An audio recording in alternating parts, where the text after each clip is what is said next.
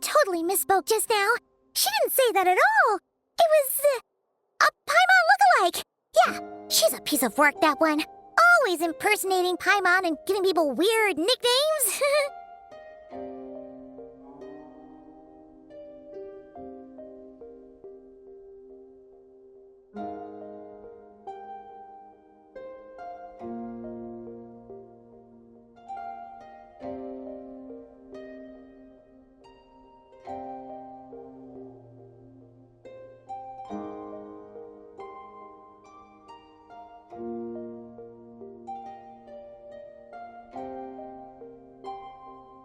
Okay, fine.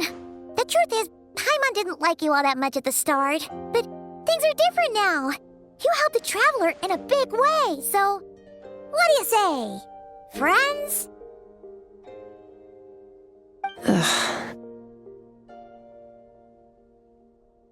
I noticed there was only one bed. Go ahead and get some rest. Wait, what about you? I don't get tired, and I don't need rest. I'm going to practice my sword work. That should help me regain some strength. But your shoulder... Hey, don't just leave! Whatever. Let her tire herself out. She'll come back eventually. Let's get some sleep, Traveler. That comfy bed is calling, Paimon.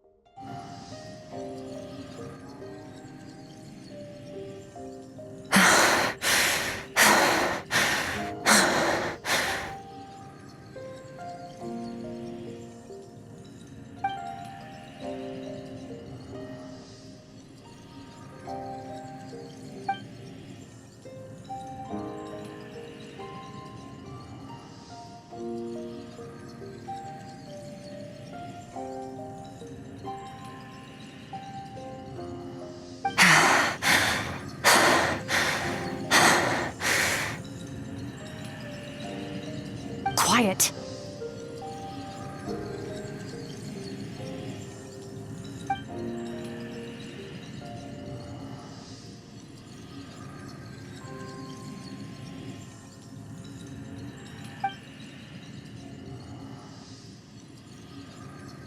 Do you even remember how many of us perished in that fire?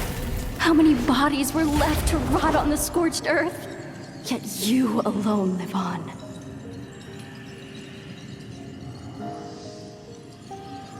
Keep your gaze fixed on your blade. You don't deserve to rest. Run, Skirk. Run! Only death awaits us here. Keep running, and don't ever look back.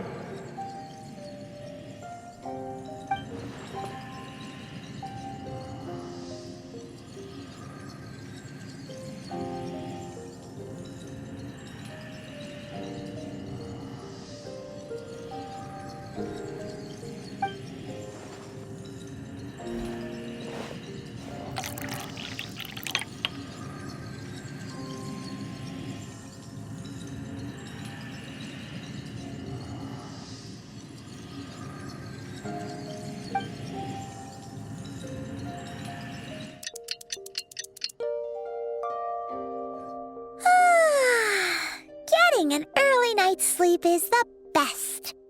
That bed was so comfy. Wait, Skirk? Have you been sitting out here the whole night? The bed's all yours if you want it.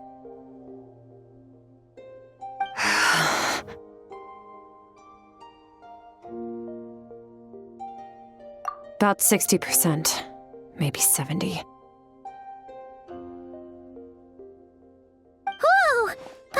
it would take at least a couple of days.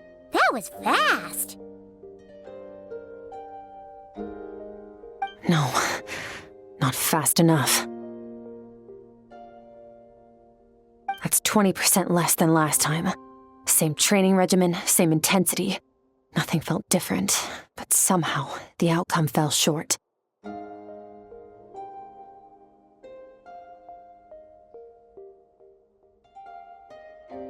No, I think the problem's with me.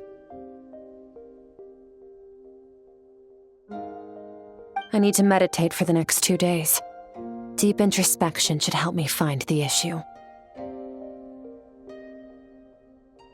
Ooh, sounds intense. We'll watch over you in the meantime, then. Thanks. See you in 2 days.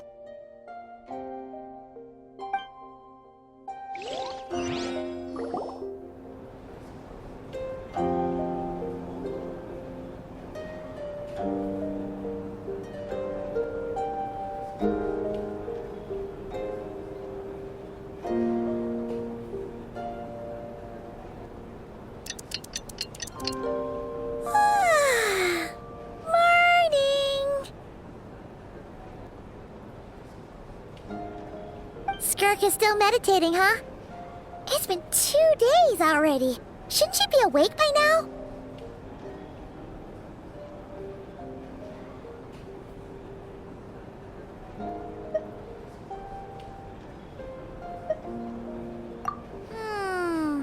Paimon can't think of anything we can do to help. Oh, wait! Breakfast! That's it! Paimon will go get breakfast! Skirk is gonna be starving when she wakes up. Be right back.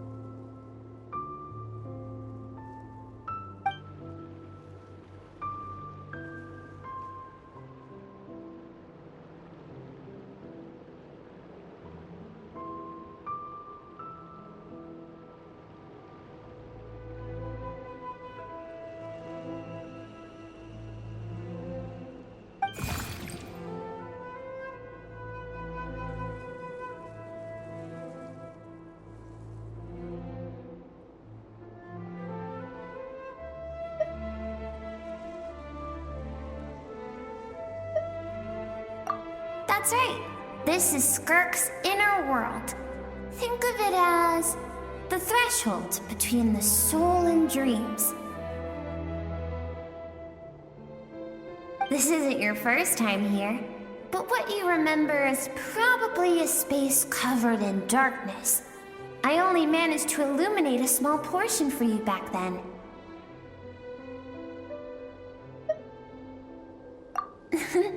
Actually, it's my first time talking to someone like this. I only only managed to break free and bring you here because the injury weakened her power. I guess that's why I can speak again, too. Call it fate, if you want. I think that's the word they use in this world for lucky coincidences like this, right? Now, before I take you to her, I gotta ask. You're the first outside visitor to ever come here, so what's your impression of this place?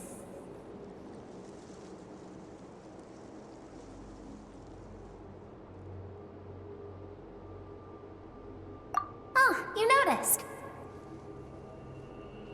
This river represents Skirk's strength. Strength accumulates over time. It is the summation of a person's lived experience. So this river is where all the fragments of Skirk's life should converge into a single stream of memories and emotions, flowing forward as one. But as you can see, this river has been severed numerous times. It's because Skirk doesn't like who she was in the past. And all she sees reflected in the river is a disgraceful shadow of who she was. She cuts through water and rock with the sword of reason, severs her connection with the past, and begins anew.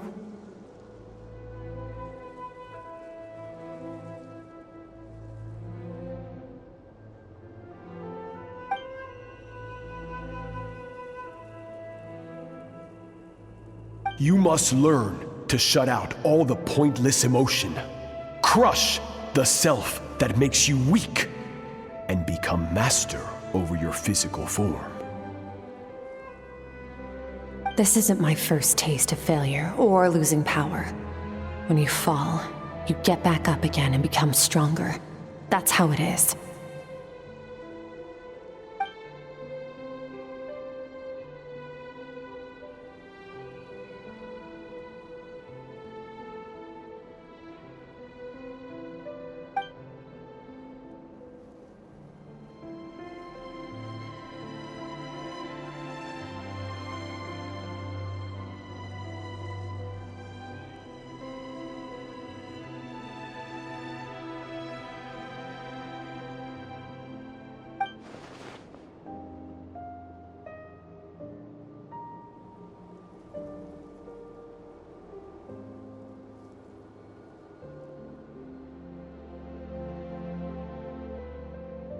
The answer to one mystery invites another question, I see.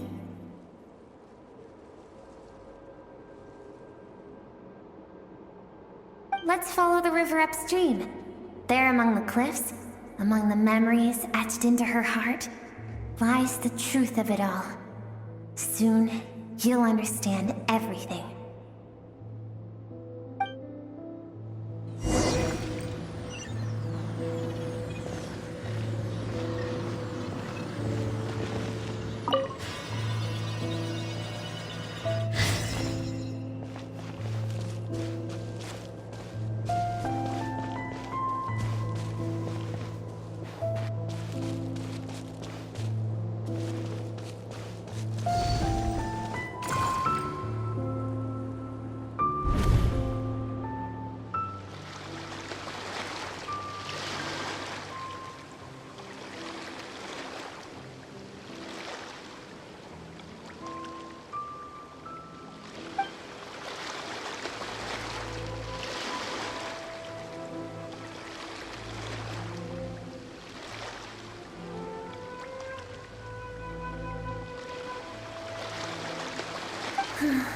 I've always thought that, even when falling leaves don't come from the same tree, they can still form bonds of kinship when they meet.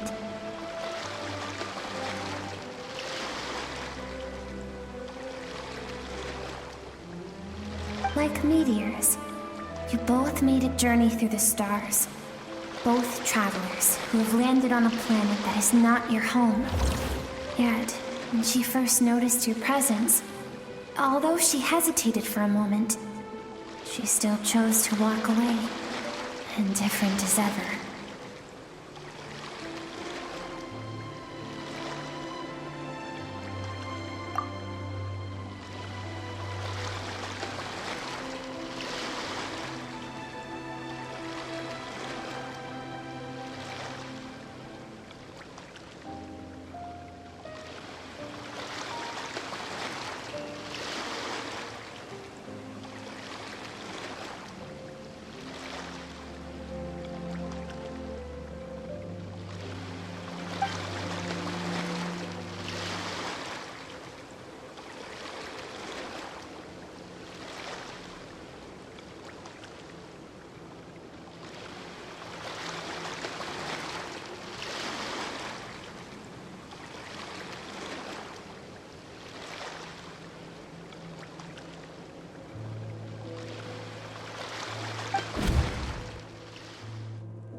Seems like you've answered your own question. Skirk sees herself as a trespasser in this world. She's made a conscious choice to avoid altering its path. But the reason for that decision stems from events much earlier on in her life. Let's keep going. It's still a long way to the source of the river.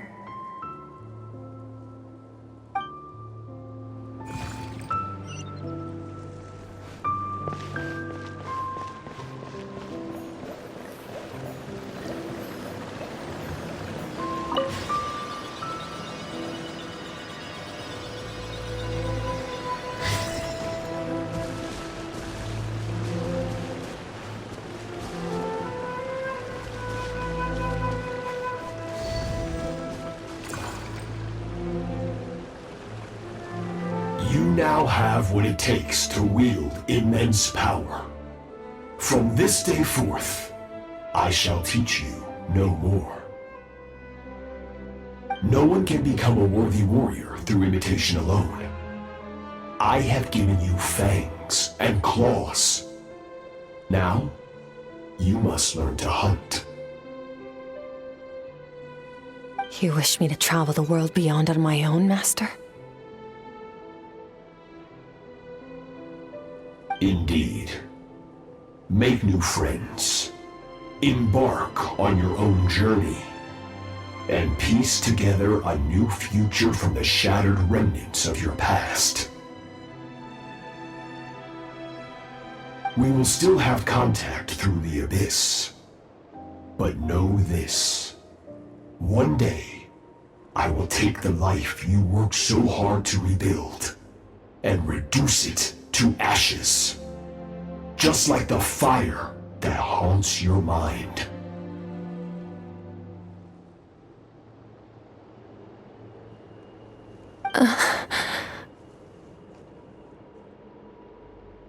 Why would you do that? I have told you before, fear is the catalyst for human evolution. You have tasted loss. You have known fear, so deep it can be felt in the bones. But as living beings, we all have an instinct to detach from that which harms us. And thus pain dampens over time, and the acrid taste of fear becomes but a distant memory. Yet now, I have bestowed upon you the gift of fear eternal.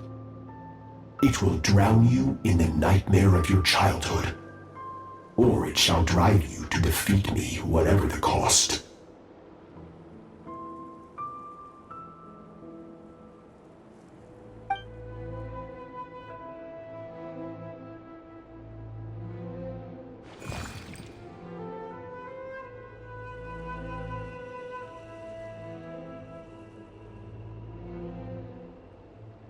That is what Skirk's master, the foul Sertologi, looked like at one point in time.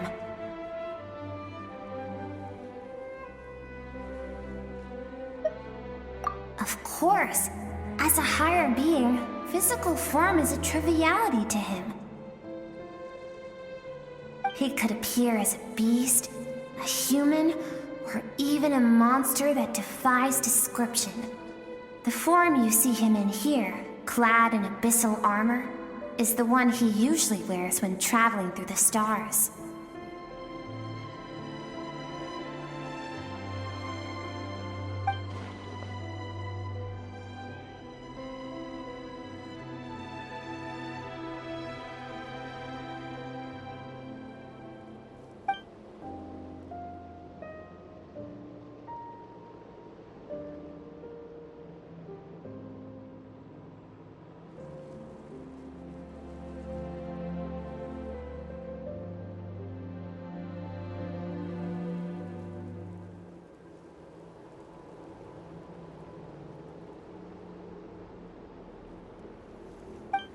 For certain reasons, I need to bridge the power gap between me and my master as quickly as possible.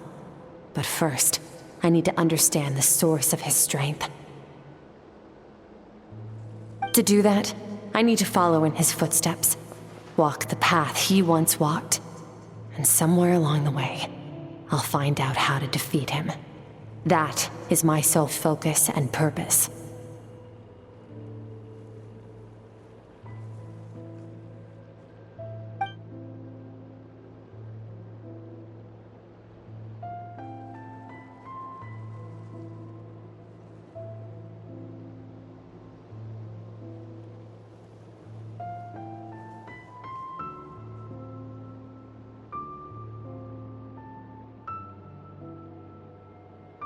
I'll let you in on a little secret. The real Serology is terrifying. The scope of his power is impossible to understand until you experience it firsthand. It is absolute, the power to crush all things. Shall we keep going? Let's see. We're about halfway there.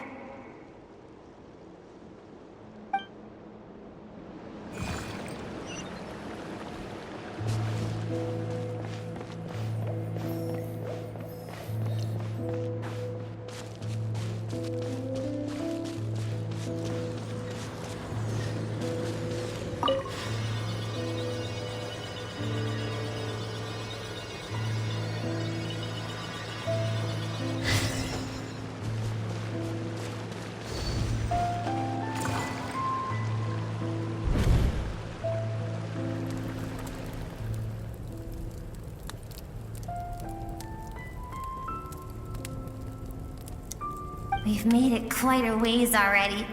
This is Skirk, when she first began training under Serology.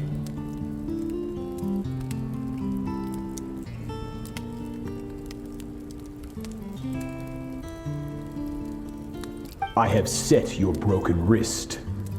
Tomorrow, you're to train twice as hard.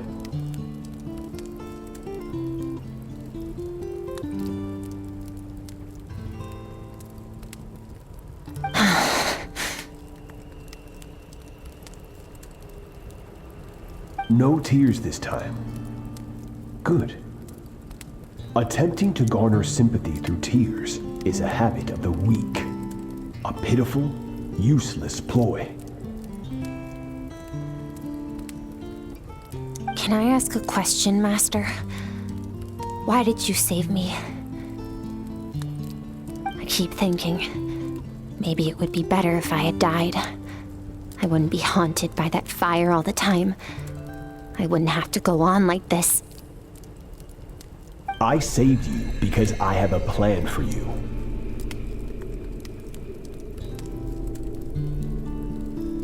It has been too long since I fought a battle that demanded my full strength, and I hunger for it. Every so-called genius and prodigy I have faced has crumbled like sand underfoot. Before me, even fate bends the knee.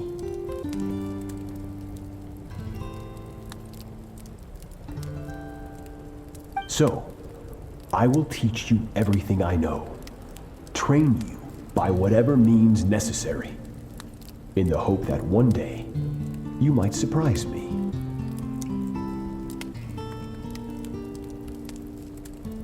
But I don't want to draw my sword against you, Master. What you want matters little. Among the boundless sea of stars, the cries of the weak are but faint murmurs that disappear into the void. You of all people know that well. Yes, Master. From that day forward, all she knew was grueling training, emptiness, and fatigue. After some time, her talent bloomed, and she gained control over her emotions, like her master. How should I put it? it was not that human emotion disappeared from her heart, but that reason came to dictate all she was allowed to feel. I suppose it was at this point that she became the Skirk you know today.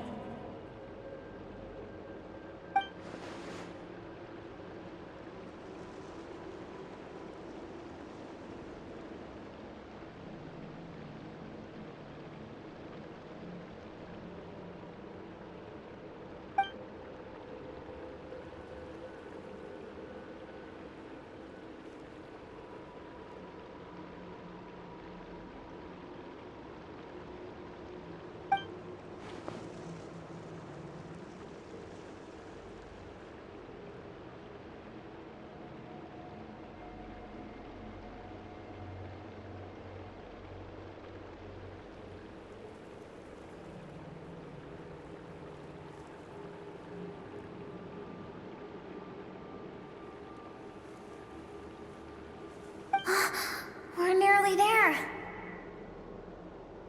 I almost don't want to reach the end. Well, shall we? This is the final stretch.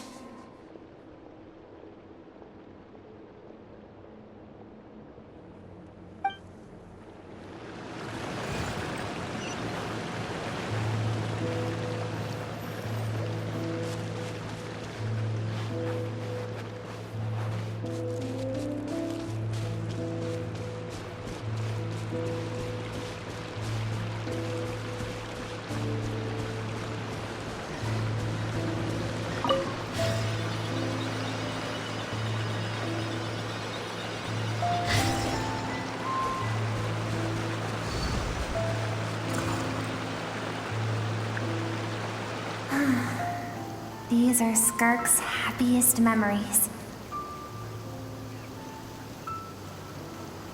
What a simple and carefree time it was. Wisps of clouds dotted the sky. The sun bathed everything in golden light. And when song filled the air, not even the shyest of flowers could resist swaying along.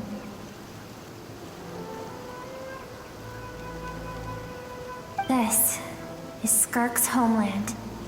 She was so curious about everything as a child, always skipping school to go exploring instead. There was so much to discover. The treasures at the bottom of the sea, the secrets beyond the stars, and that merchant ship packed with adults wearing those strange clothes. Yes, the ship. That was the beginning of the end.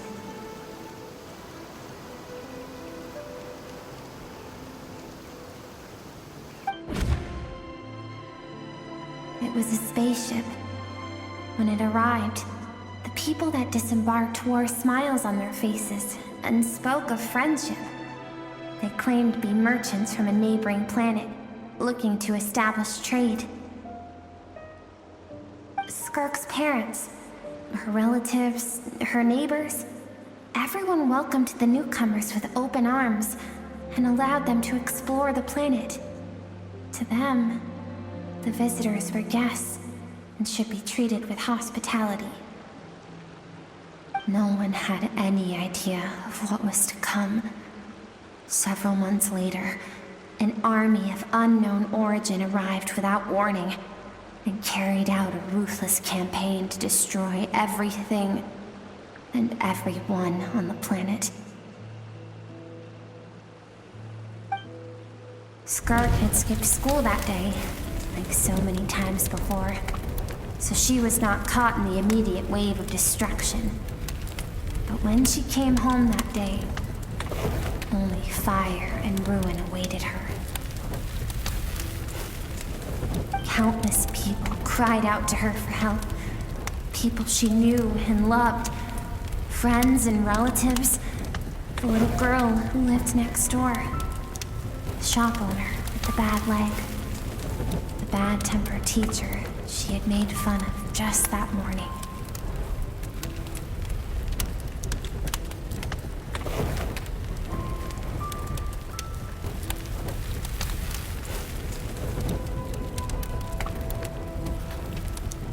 Their lives were discarded like worthless trash as the fire consumed one life after another.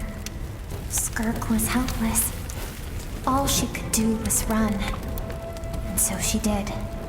She kept running until an unexpected figure crossed her path.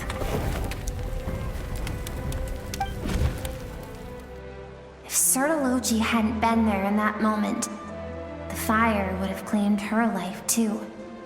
And there she would have remained, left to rot in the scorched earth, with no answer as to why any of this was happening.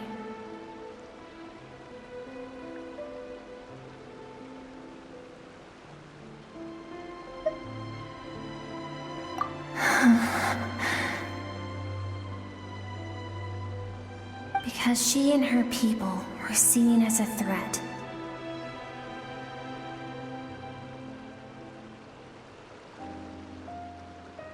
As the initial merchant ship explored the planet, they discovered that it hadn't always had the condition to support life. Yet there was evidence of human activity, even during the periods of extreme heat or cold in the past.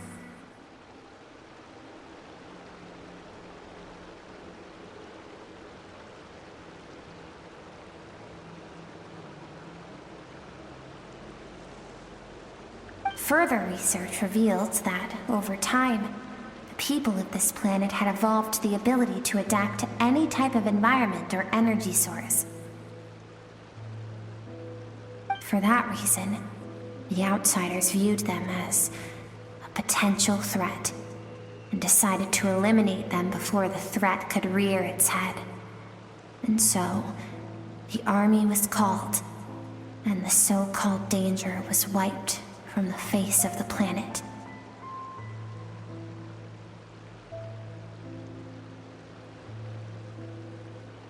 Senseless, isn't it?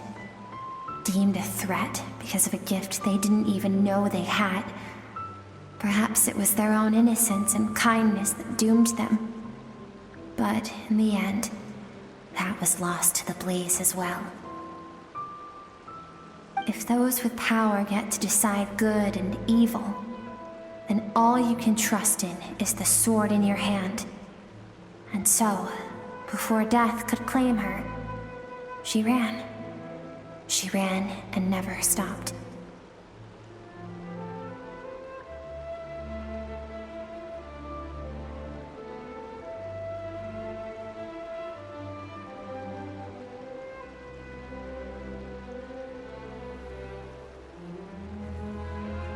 No one wants to relive their most painful moments.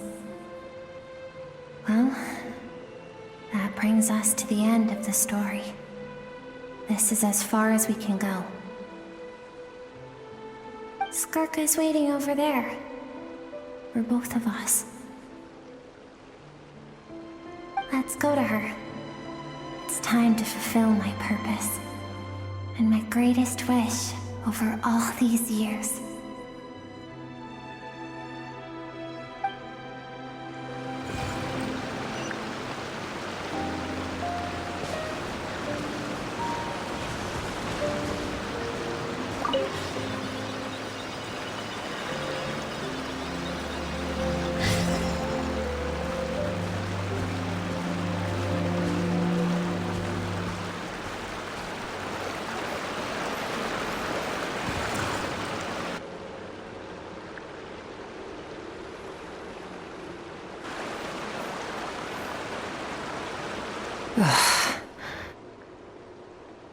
So all this, just so you could bring him here. I have things to say to you. Well, to me.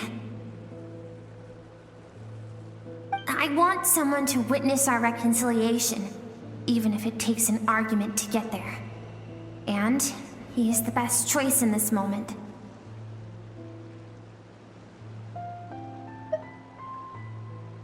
Her suppressed emotional self. The version of herself she keeps locked in the recesses of her mind, stifled by reason.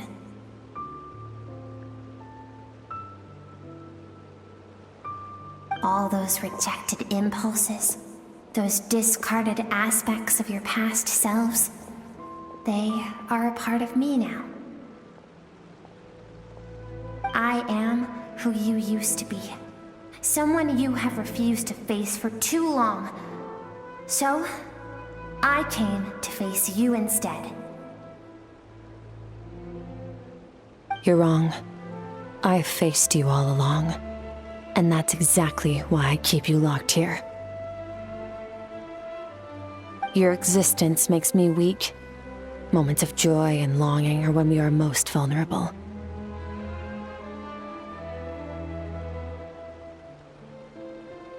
Don't forget, it was a penchant for goodness over reason that doomed our homeland in the first place.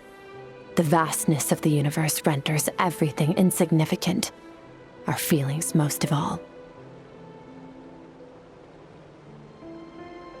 Even so, learning from the mistakes of the past doesn't have to mean erasing everything.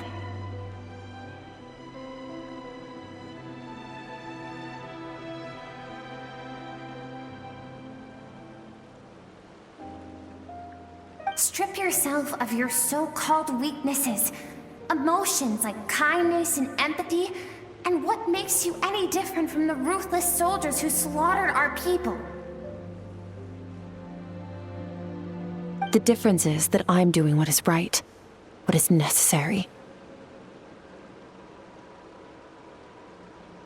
I allow you to exist, but with limited freedom. That is the greatest kindness I can offer. I have shouldered everything you couldn't carry. I rose above the numbness and emptiness, and it was cold, unfeeling reason that brought me this far. It made me who I am. It made me strong. That is the problem. I want to shoulder those things together. On the grand scale of the entire universe, maybe our feelings are vanishingly small, but why should that mean they don't matter? Emotion gives warmth to the cold expanse of space. It gives meaning to the world around us. Think back to those nights of gazing at the stars, those afternoons of exploring the unknown.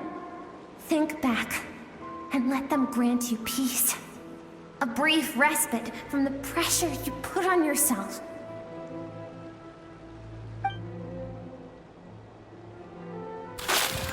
That isn't what we need. Exactly what we need! Aren't you curious about why recovering your strength has taken longer than normal this time? Finally, you get to the important part. That is the only answer I came here to find. Then look around. Look at your inner world. You cast aside your dreams and curiosity, and in doing so, you lost your original motivation. You severed all connection to who you used to be, so you can no longer draw strength from your past. Now, the only things driving you forward are fear and survivor's guilt. But these cannot take you far enough. And so, this river, the source of your strength, grows more polluted by the day. And you think that means I should seek help from a weak little thing like you?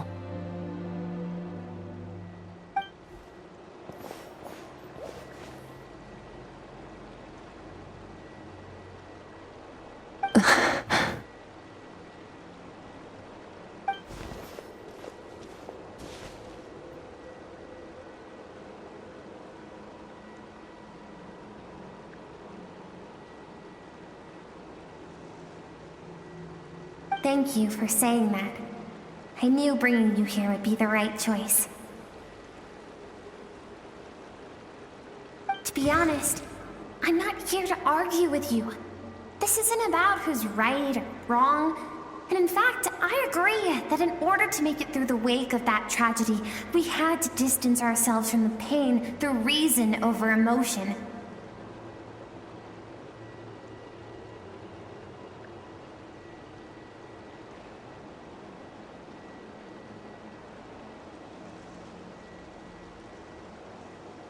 But what is right at one point in time isn't always right forever. I know you will never forget that fire. I know the fact that you were the sole survivor fills you with guilt.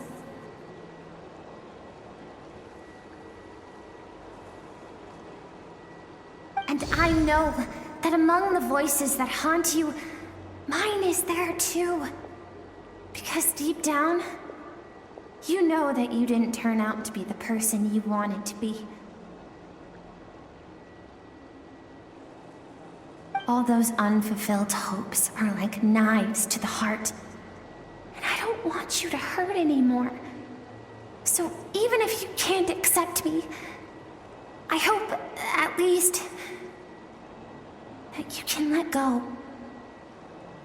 I keep thinking, maybe it would be better if I had died. I wouldn't be haunted by that fire all the time. I wouldn't have to go on like this.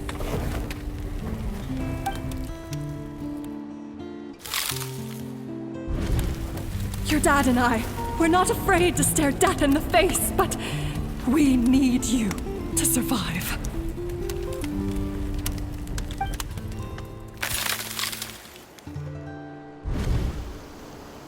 I'm sick of being a kid. There's so many amazing things out there, and I'm ready to see them all.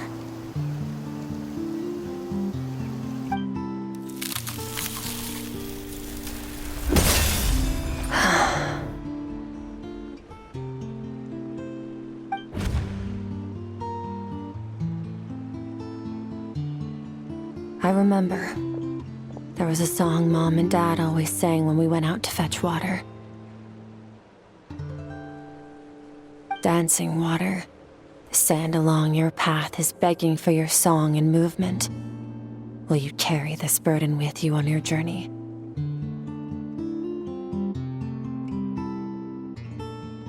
I am not the dancing water, and you are not the burdensome sand. But if this is your wish, then I will carry you with me until the end.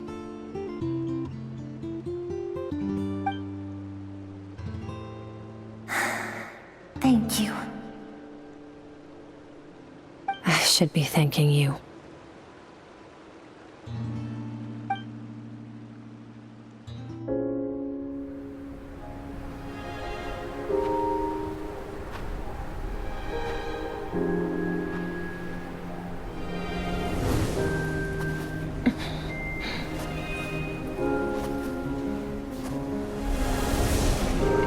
Run, Skirk, run!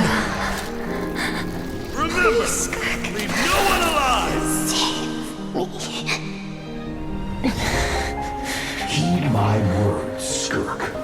Let fear take root in your soul. Did you survive? Why was it only you? Skirk, did you become a positive light in this world?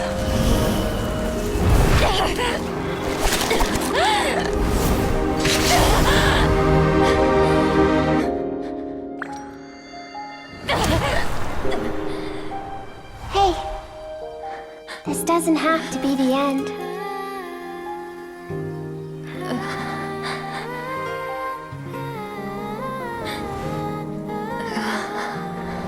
Life is a gift. Don't let darkness claim it.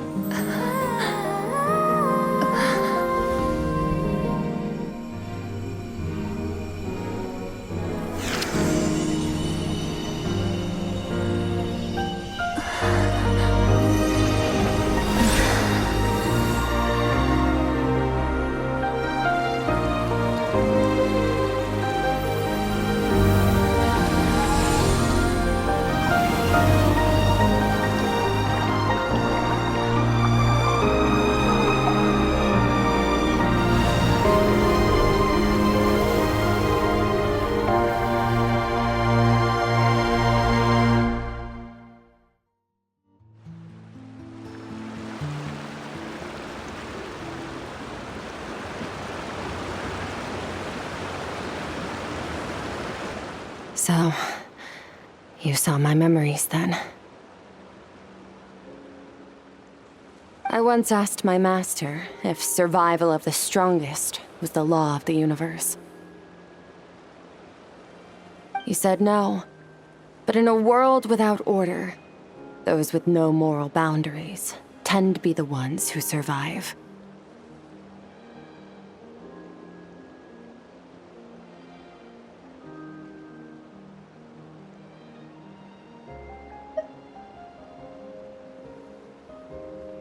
That's why, after hearing his answer, an idea came to mind. An idea that, one day, I would create a new world order. One in which there would never be another tragedy like that fire. One in which power was not the law of the land.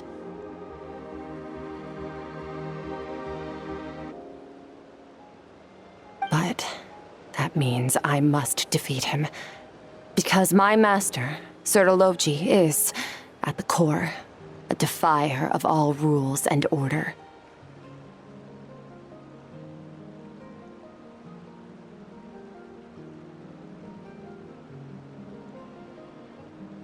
Yes, and not just because of the gap in our abilities, but also because I have no reason to see him as an enemy. Although his decision to train me was not made out of kindness, he did everything a master should. He saved my life, taught me the sword and the principles of strength, and for that, I respect him.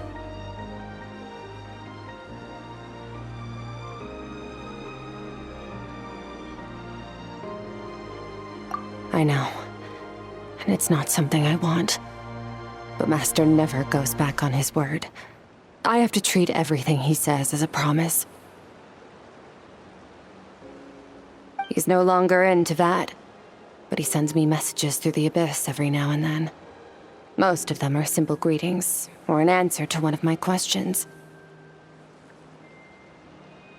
Every time I hear from him, my heart skips a beat.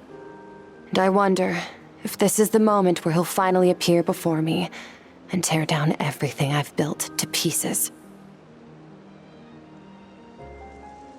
Maybe that means I do live in eternal fear, just like he said.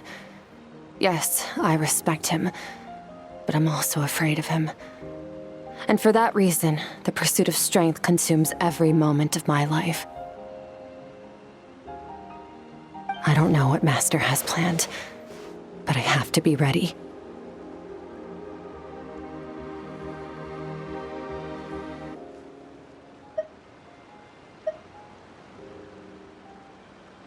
Help me? Why? This isn't your fight.